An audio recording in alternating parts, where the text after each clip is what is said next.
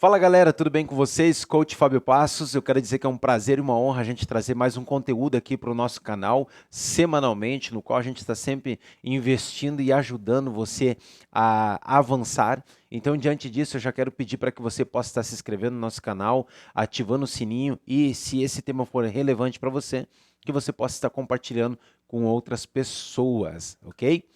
Bom, gente, segundo a doutora Judith Herman, tá? Psiquiatra de Harvard, ela traz uma informação extremamente relevante, no qual ela considera 3 etapas para que uma pessoa possa estar superando um trauma vivido.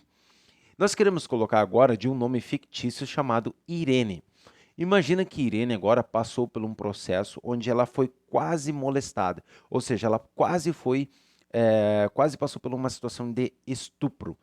Agora, essa pessoa conseguiu fugir e conseguiu avançar na sua vida, porém o trauma sempre é vivido, né? Porque eu posso comentar para você, o nosso cérebro ele é atemporal, ou seja, o cérebro não consegue identificar se você está vivendo no passado, no presente ou no futuro. Diante disso, imagine agora o sequestro emocional que Irene passa quando ela passa próximo a algumas ruas escuras na sua vida. Agora, diante disso, Judith Herman, essa psiquiatra de Harvard, trouxe algumas informações. Essas 3 etapas que são: a primeira está justamente na pessoa passar por um processo de segurança. A pessoa perde a segurança, por quê? Porque os seus alarmes, as suas amigdalas corticais, que atuam como sensores. Então, deixa eu explicar isso claramente para que isso não fique algo científico, né? Muito na neurociência. Mas eu quero trazer uma linguagem bem simples. Imagina que você tem 2 sensores, um em cada hemisfério do seu cérebro, hemisfério esquerdo e hemisfério direito.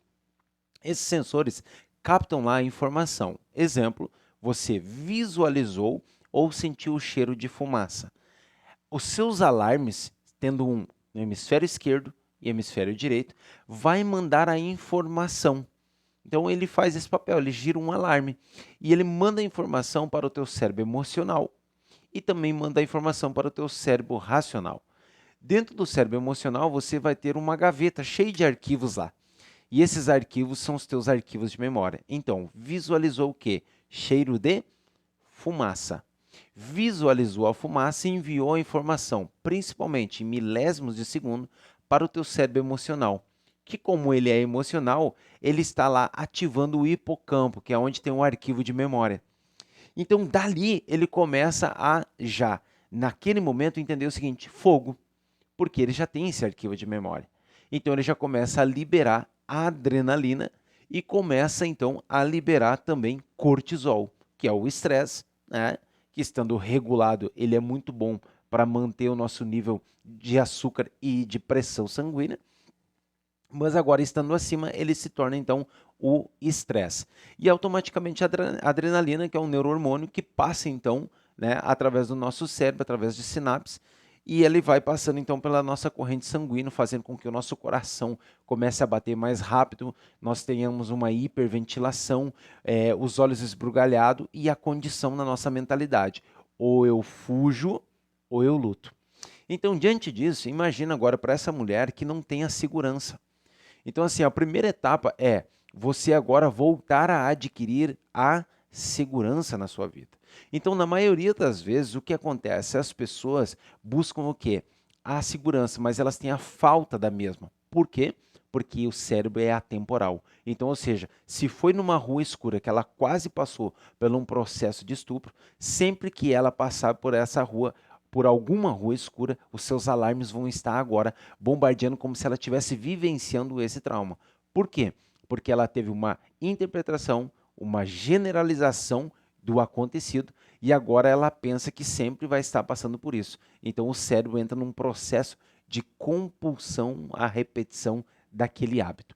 Se ela sentiu o cheiro, por exemplo, dessa pessoa, automaticamente, quando ela sentir esse cheiro, os seus alarmes vão estar gritando: olha lá, aonde está o acusador, o abusador, perdão. Aonde está o abusador? Ou sempre que lembrar que sentir aquele cheiro, vai remeter a esse pensamento. O que é isso? Uma generalização. Então a pessoa no primeiro momento ela perde o que? A segurança. segurança. No segundo momento, ela vai estar o quê? Lembrando, inclusive, de detalhes. Detalhes das situações vividas. Então, a pessoa está passando por um processo de detalhes. Então, ela consegue lembrar a situação com detalhes e com grande sofrimento, principalmente vivenciando isso na primeira pessoa. Então, quando ela vivencia isso na primeira pessoa, é como que se ela estivesse passando por uma situação e ela estivesse embaixo, por exemplo, do abusador, ela estaria agora com a sua mentalidade na primeira pessoa, estando embaixo do abusador. Lembrando que o nosso cérebro, ele é atemporal, ok?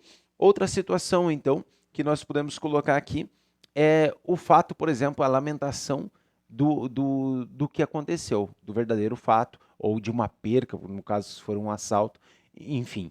Bom, essas são 3 etapas, né? Etapas da segurança, etapa dos detalhes e a etapa, por exemplo, da lamentação da perda. Bom, então como que se faz isso? Ou você vai estar agora utilizando um processo, né, farmacológico, por exemplo, de você utilizar antidepressivos e você utilizar remédios para depressão, ou você também agora vai buscar um processo de uma terapia, né, um reprocessamento dessa situação. Então, nós precisamos agora criar novos hábitos emocionais para essa pessoa. Então, primeiro de tudo, nós trabalhamos com ênfase no método X emocional, uma metodologia que eu criei, onde nós utilizamos várias ferramentas para que a pessoa consiga agora, principalmente, desancorar desse trauma vivido. Né? Então, nós utilizamos ferramentas para que você possa desancorar desse trauma vivido, para que você possa ter uma vida emocional abundante e você não seja escravo, por exemplo, dessas falsas emoções. Então, nós começamos a trazer nova segurança para você através do nosso processo, da nossa metodologia de reprogramação de crenças, que são 4 meses onde a gente faz um trabalho cronológico e a gente vai vivenciando isso junto com você. Ok? Então, diante disso também, nós começamos a trazer a riqueza do detalhe, porque quando você lembra da riqueza do detalhe, pontualmente isso vai acabar quebrando a força que o mesmo tem na sua vida, certo?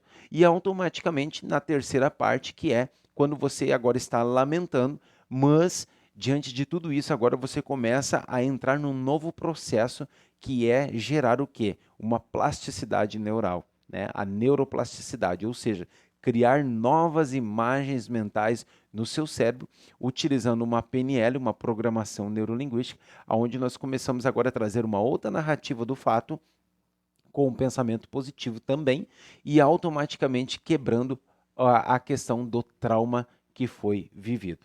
Lembrando, o nosso cérebro ele é atemporal. Então, ou seja, não pense, eu estou dizendo para você não pensar em um prato branco, arroz, batata frita, um bife mal passado, 2 folhas de alface verde e também uma rodela de tomate. Eu estou dizendo para você não pensar. Se você, assim como eu, já sentiu talvez até água na boca por esse prato de alaminuta, automaticamente você está entendendo que o seu cérebro é atemporal. Ou seja, ele buscou uma imagem mental, fez você inclusive ter água na boca por algo, por exemplo, que você não está vivenciando. Mas as suas imagens mentais fazem isso. Portanto, o reaprendizado emocional faz parte de você entender o quê? Voltar a ter a segurança através de conversa, de terapia e de ajustes com a nossa metodologia que nós temos, trabalhar essa questão dos detalhes, trabalhar a questão, por exemplo, de lamentar esse fato ocorrido, mas agora caminhar para o presente e planejando o futuro, principalmente quebrando a força do trauma e para que você possa sair dessa compulsão à repetição que você gerou. E isso é extremamente forte, nós temos empatia por isso, porque nós sabemos que as pessoas passam 10, 20, 30, 40, 50, 60, 70, 80 anos, né? Ou seja, pode passar o resto da sua vida ancorado num trauma em que já passou há muitos anos atrás, mas ela está vivenciando no dia de hoje. Portanto, eu quero deixar aqui para você um forte abraço e se esse vídeo foi extremamente relevante e que você lembre, por exemplo, de alguma pessoa que passou por algum tipo de trauma, nos ajude a ajudar a mesma. Eu quero ser o seu coach. Um forte abraço e nos vemos nos próximos vídeos.